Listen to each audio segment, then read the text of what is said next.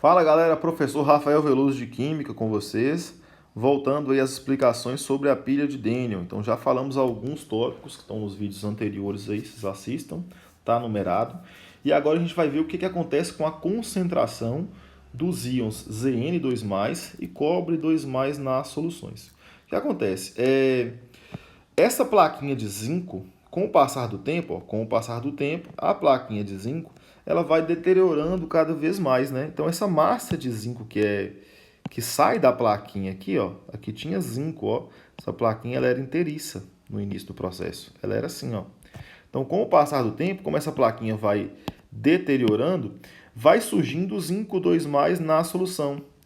Cada vez mais zinco 2+, cada vez mais zinco. Ou seja, a concentração desse íon na solução ela vai aumentar, beleza? Então vamos colocar aqui a concentração de zinco 2+ na solução, ela aumenta, ela cresce, beleza? Vamos dar uma olhada agora no cobre, o que acontece com o cobre. Pela reação lá, se a gente der uma olhada na reação, deixa eu buscar a reação aqui em cima. Pela reação, ó, o cobre 2+ aquoso, ele com o passar do tempo, ele vai virando cobre sólido. Então o cobre 2+ aquoso é o cobre que está na solução aqui, ó. É o cobre que está na solução. Esse cobre aqui, ó, ele vai sair da solução. E ele vai depositar aqui, ó, na superfície do eletrodo. O eletrodo inicialmente, ele tinha esse formato aqui, ó. Ele era um retângulo. E agora ele está ganhando essa massa toda aqui de cobre. Ó. Esse cobre está saindo da solução.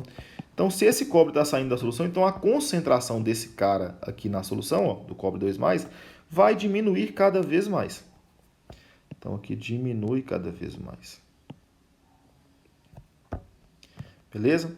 Então, a próxima perguntinha aí. Qual a função da ponte salina? Ponte salina é o nome que a gente dá para essa estrutura aqui, que pode ser montada usando um tubo de vidro em U ou uma mangueira, né? E dentro dessa mangueira a gente coloca um algodão. Então, esse negócio branco aqui, ó, que eu desenhei, é um algodão.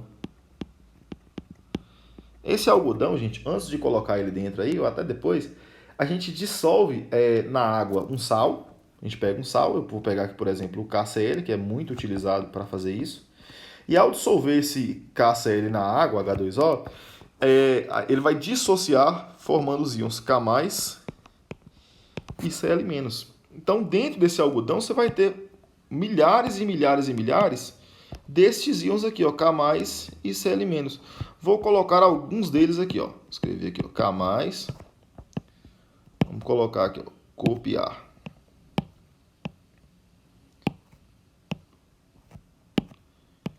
Vamos colocar um monte de K+ aqui.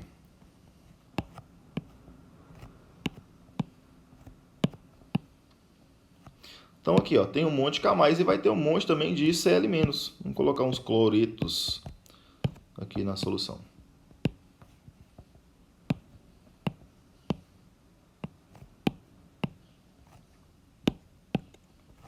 Tem um monte, tem milhares e milhares e milhares. Então vamos imaginar aqui, gente, ó, vamos ver o que está acontecendo com a solução, tá? O que acontece? Quando você vai colocar o zinco 2+ na solução aqui, ó, não tem como você colocar só o zinco 2+. Você tem que pegar esse zinco 2+ de um sal. Então nessa solução tem água, né? Então como é que você faz para você colocar esse zinco 2+ aí? Você pega um sal, por exemplo, o sulfato de zinco, SnSO4, e aí você dissolve ele em água. Na hora que você dissolve ele em água, ele vai liberar os íons Zn2+, mais SO4, 2-. Aí percebam que acaba ficando neutro, ó, porque você tem 2 positivo com 2 negativo, acaba ficando neutro. Então aqui, ó, na solução você vai ter um positivo, negativo, positivo, negativo, de forma que a solução fique neutra. Só que com o passar do tempo na pilha, vai aparecendo zinco 2+, zinco 2+, zinco 2+, e se a solução ficar assim, ela vai deixar de ser neutra. E a solução de uma pilha não pode deixar de ser neutra, senão a pilha não funciona, tá?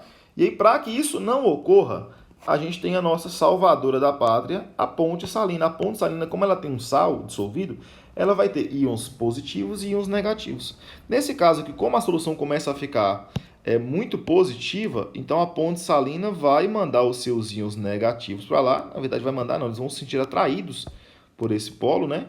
Por essa célula galvânica aqui. E aí esses cloretos vão descer, ou Cl-, para neutralizar este zinco aqui, este zinco, para que a solução se mantenha neutra, tá? Já do lado do cobre, para colocar o cobre, você também não coloca o cobre 2+, não tem um potinho no laboratório escrito cobre 2+, não.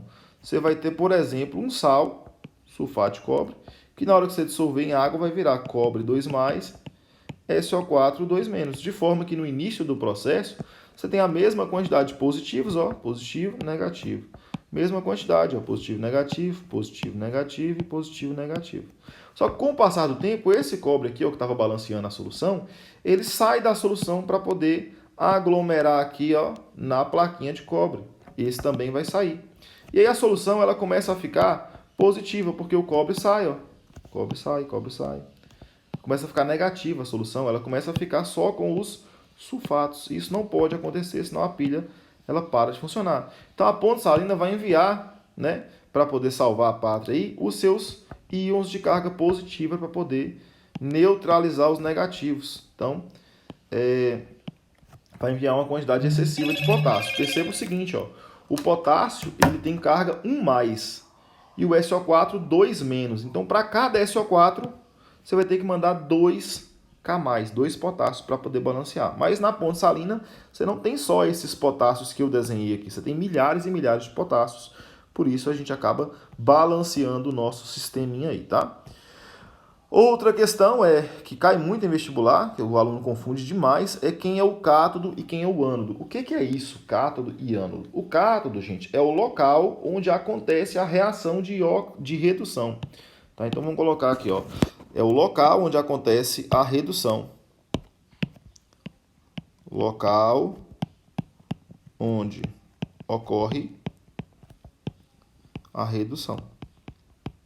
E o ânodo é o local onde ocorre a oxidação. Oxidação. Beleza? Então, como é que eu vou lembrar, que eu vou linkar a palavrinha cátodo com redução e a palavrinha ânodo? Ânodo, pode ser anodo também, tá, gente? Mas vamos colocar como ânodo aqui, mas não tá errado ânodo e anodo, não.